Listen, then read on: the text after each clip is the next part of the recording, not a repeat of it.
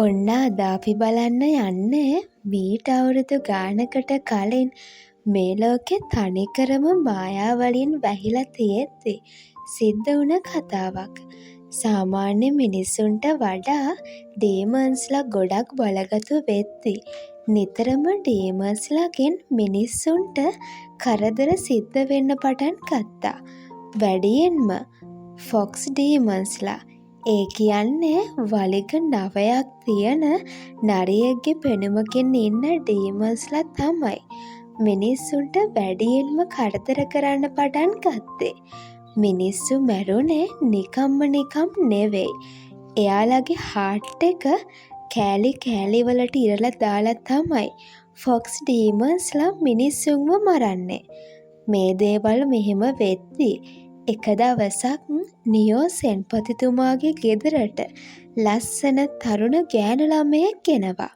මෙයා කවුද කියලා ඒ ගමේ කිසිම කෙනෙක් ඇත්තටම දැනන් හිටියේ නෑ. ගාඩ්ස්ලත් එක්ක hina වෙන මේ ගෑනු ළමයා කියනවා මං තමයි මේ ගෙදරට එන අලුත් මනමාලි කියලා.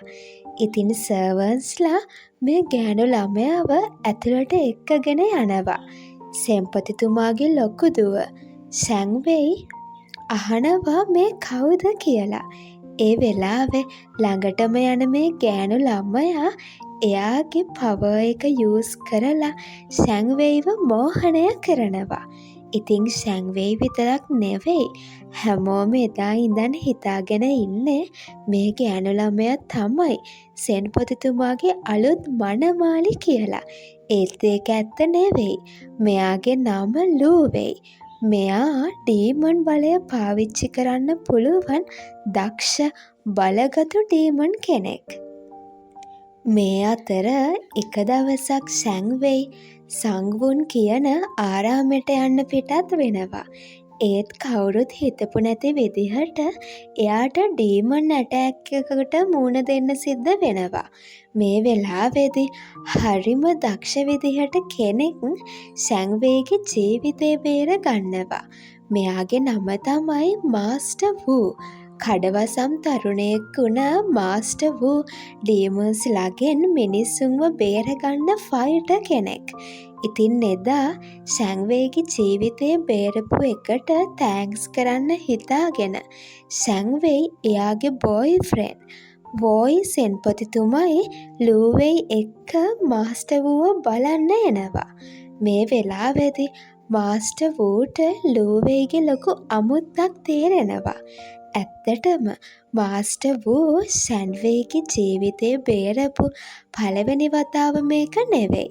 මීට මාසෙකට කලින් වලිග 8ක් තියෙන ෆොක්ස් ඩීමන් කෙනෙක් සැන්වෙයිට ඇටැක් කරන්න හැදුවා. ඒ වෙලාවේදී මාස්ටර් වූ තමයි සැන්වෙයිගේ ජීවිතේ බේරගත්තේ. මේ වලිග 8ක් තියෙන ෆොක්ස් ඩීමන් කවුද කියලා කිසිම කෙනෙක් දැනගෙන හිටියේ නෑ. ඒ ඩීමන් තමයි මුළු රාජධානියම මිනිස්සුන්ව මරලා දාලා තිබ්බේ. මීට අවුරුදු 100 ගානකට කලින් වුණ ශාපයක් හින්දා ඩීමන්ගේ එක වලිගයක් අහිමි වෙලා තිබ්බා. ඒ නිසා එයාට තිබුණේ වලිග 8ක් විතරයි. ඉතින් මෙහෙම දවස් ගෙවිලා යද්දී සැන්වෙයිගේ සෙන්පති වෝගේ වෙඩින් සෙරමනි එක ලං වෙනවා. ඒත් එදා රෑ වෝයිගේ කුටියට එන මාස්ටර් වූ එයාව හිර කරලා දාලා සෙන්පති වෝයි විදිහට වෙස් මාරු කර ගන්නවා. එයාට ඕන වෙන්නේ සැන්වෙයිගේ ගෙදරට හොරෙන්ම යන්න. මොකද මාස්ටර් වූට දැනටමත් ලූවෙයි ගැන සැක හිතිලයි තිබුණේ. මේ අතරතුර සැන්වෙයිව හොයාගෙන එන ඩීමන් කෙනෙක් එයාව වශී කරලා එයාවත් හිර කරලා දානවා. පස්සේ මනමාලි විදිහට වෙස් මාරු කරගන්න මේ ඩීමන් කෙල්ල සෙන්පති වෝයි එනකන් බලාගෙන ඉන්නවා. ඒත් එයා දැනන් හිටියේ නෑ සෙන්පති වෝයි වෙනුවට එන්නේ මාස්ටර් වූ කියලා. ඉතින් සෙන්පති වෝයි ආව ගමන්ම ඩීමන් කෙල්ල එයාව මරලා දාන්න හැදුවත් ඒ වැඩේ හරියන්නේ නෑ. මාස්ටර් වූ දක්ෂ විදිහට ෆයිට් කරලා ඩීමන් කෙල්ලව අල්ලගන්න හදනවා. හයි කේඩ්‍රාමා ලවර්ස්, ඔයාලත් කැමතිද ඔයාලගේ ෆේවරිට්ම කේඩ්‍රාමා එක ප්‍රින්ට් කරපු ටීෂර්ට් එකක් අඳින්න? වෙනස්ම කලර්ස් 4කින් කේඩ්‍රාමා 4ක ඩිසයින්ස් ඔන්න අපි ඔයාලට ගෙනල්ලා තියෙනවා. ඔයාලත් ටීෂර්ට් ඕඩර් කරන්න කැමති නම් මේ නම්බරයකට WhatsApp මැසේජ් එකක් දාන්න. 075 324 95 33. වැඩිදුර විස්තර කමෙන්ට් සෙක්ෂන් එකේ ඔයාලට බලා ගන්න පුළුවන්. ඒ දෙන්න ඒ විදිහට සටන් කරද්දි සැංවේගේ ගෙදරට හොරෙන්ම එනවා තව තරුණයෝ දෙන්නෙක්. මේ දෙන්නගෙන් එක්කෙනෙක් ලින්, අනිත් කෙනා වැන්. මේ දෙන්න දකිනවා ඩීමන්ලා එක්ක සටන් කරන මාස්ටර් වූව. ඇත්තටම ලින් ඩීමන් හන්ටර් කෙනෙක්. ඉතින් එයා ඩීමන්ව අල්ලගන්න මාස්ටර් වූට උදව් කරනවා. ඒත් වැන් නම් කරන්නේ වෙනම දෙයක්. මාස්ටර් වූ දක්ෂ කෙනෙක් කියලා තේරුම් ගත්ත වැන් එයත් එක්ක ෆයිට් කරන්න පටන් ගන්නවා. වැන් ආතල් එකට තමයි මෙහෙම කරන්නේ. වැන් ඩීමන් හන්ටර් කෙනෙක් නම් නෙවෙයි. එයා නිකන්ම ලින් එක්ක තනියට එයත් එක්ක එහෙ මෙහෙ යන කෙනෙක් විතරයි. මේ ෆයිට් එක අන්තිමට නැවතෙන්නේ ලූවේගේ රූම් එකෙන්. බලෙන්ම ලෝවේගේ රූම් එකට යන අර ඩීමන් කෙල්ල එයාගේ බෙල්ලට කඩුව තියලා මාස්ටර් වූව බය කරනවා. ඒත් මේකට රැවටෙන්නේ නැති මාස්ටර් ලූ ලේසියෙන්ම ඩීමන්ව කොටු කර ගන්නවා. ඒත් එයාලා එතනින් ගිය ගමන්ම ලූවෙයි අර ඩීමන් කෙල්ලව බේර ගන්නවා. ඒ වෙලාවේ තමයි අපිට තේරෙන්නේ මේ ඩීමන් කෙල්ලත් ලූවෙයි එක්ක එකටම වැඩ කරන කෙනෙක් කියලා. එයා ඇත්තටම ලූවෙයිගේ සහෝදරී ශාෂා. එදා රෑ තව හරිම අමුතු දෙයක් සිද්ධ වෙනවා. වලිග 8ක් තියෙන ෆොක්ස් ඩීමන්ව මාස්ටර් වූගේ ඇස් දෙකටම දකින්න ලැබෙනවා. එයා ෆොක්ස් ඩීමන්ව අල්ලගන්න හැදුවත් ඒ වැඩේ හිතන තරම් ලේසි වෙන්නේ නෑ. මේකට පස්සේ මාස්ටර් වූ සැංවේගේ ගෙදර ඉන්න හැම කෙනෙක්වම සැක කරන්න පටන් ගන්නවා.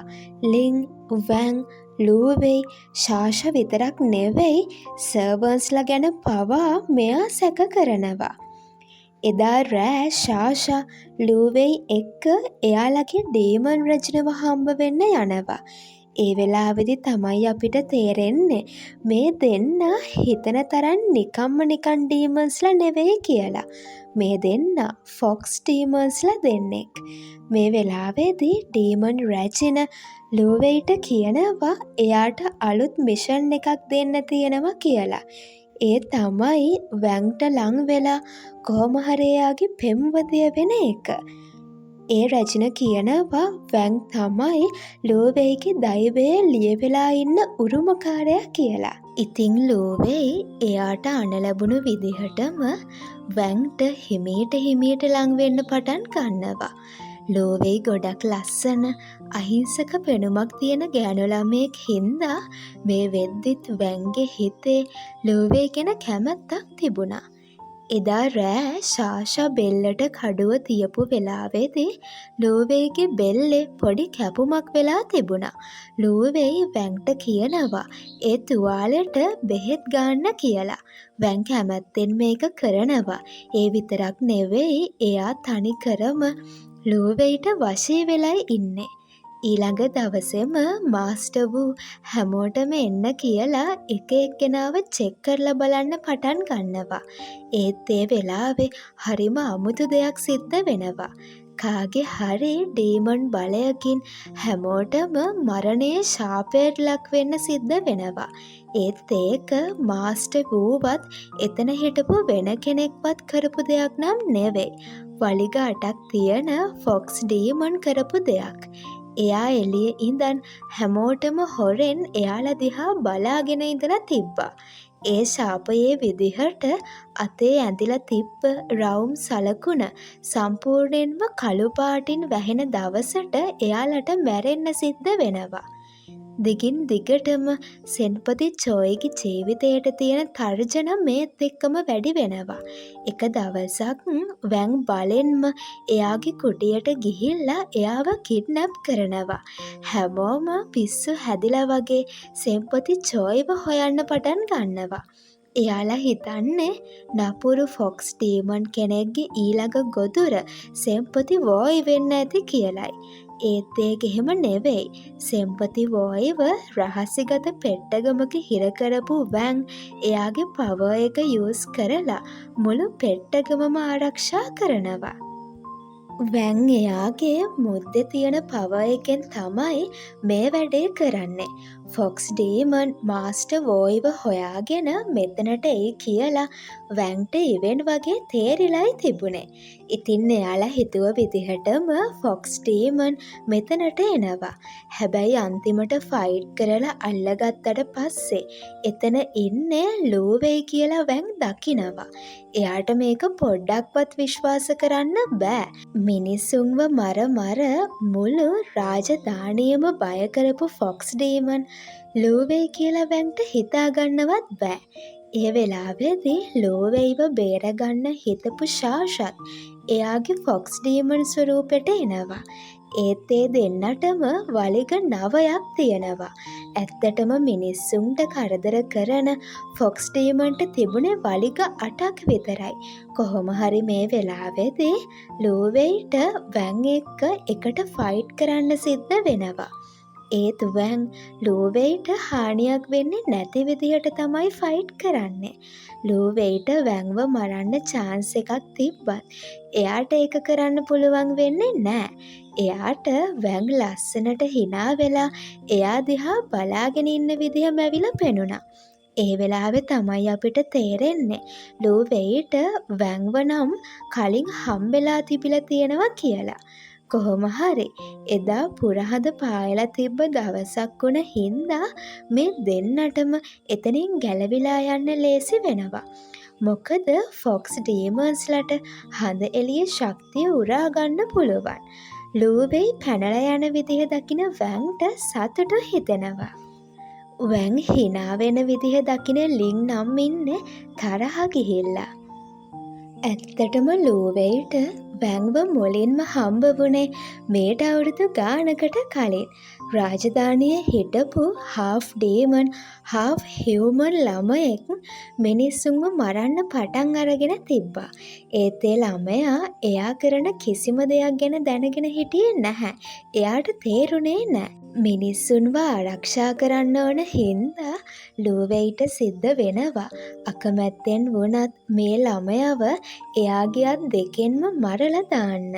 එයා ගොඩක් දුකින් ළමයාගේ මිනියට මල් තියතිය ඉද්දි තමයි වැන් එතනට එන්නේ.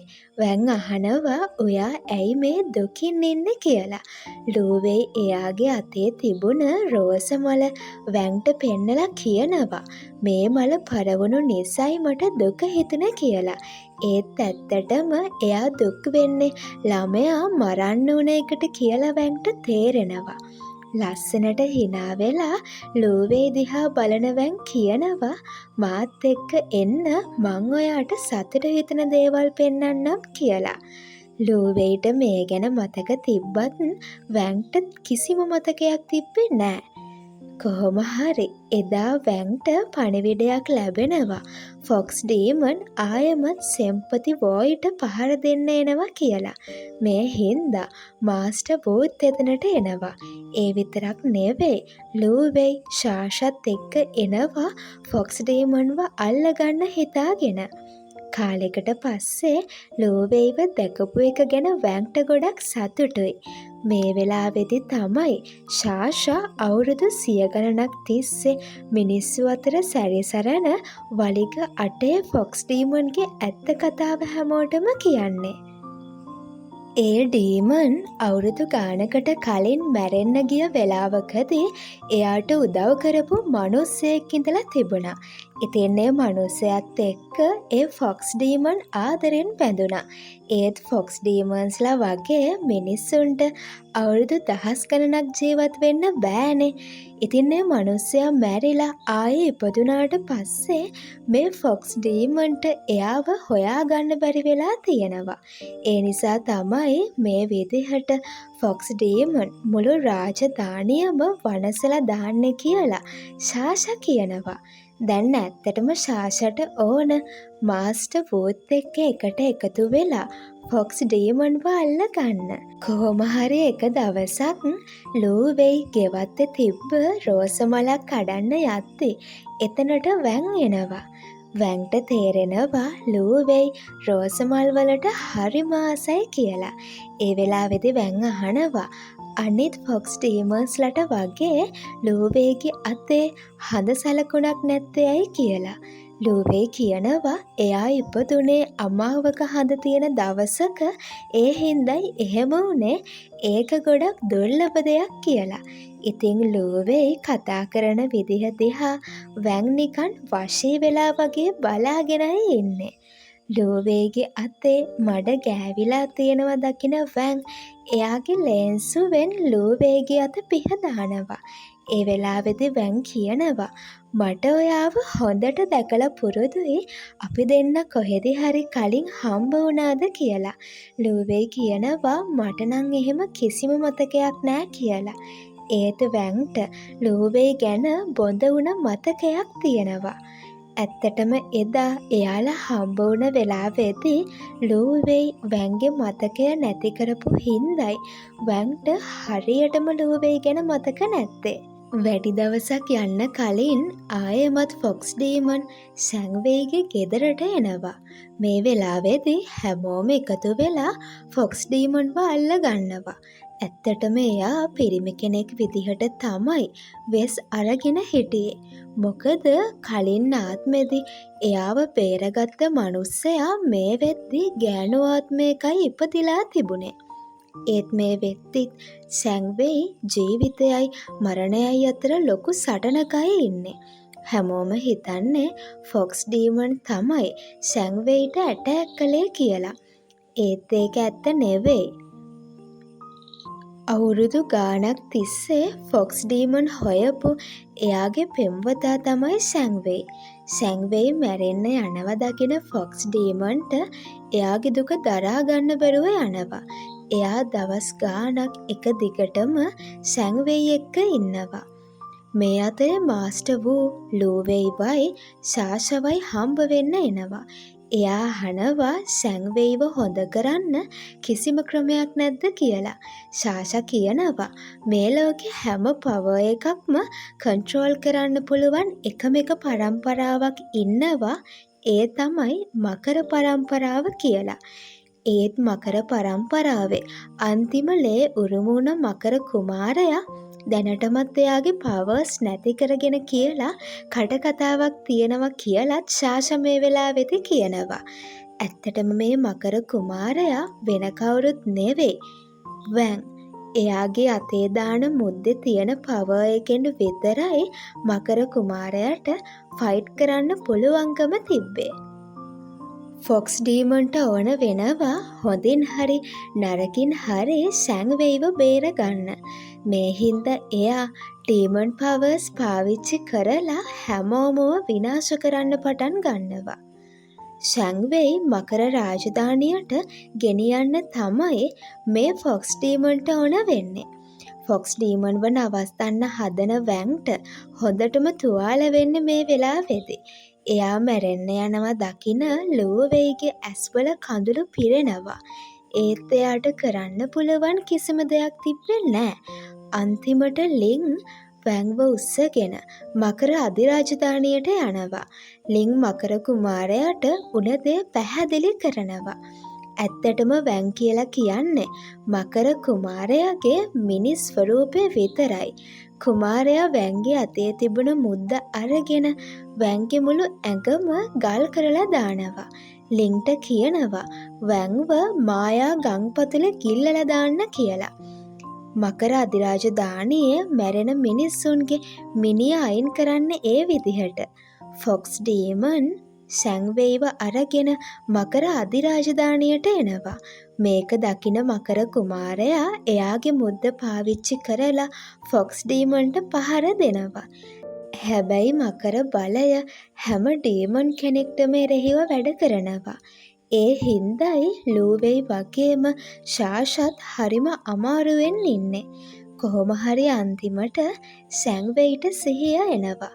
ෆොක්ස් ඩීමන් අඬ කියනවා එයාව දාලා යන්න එපා කියලා.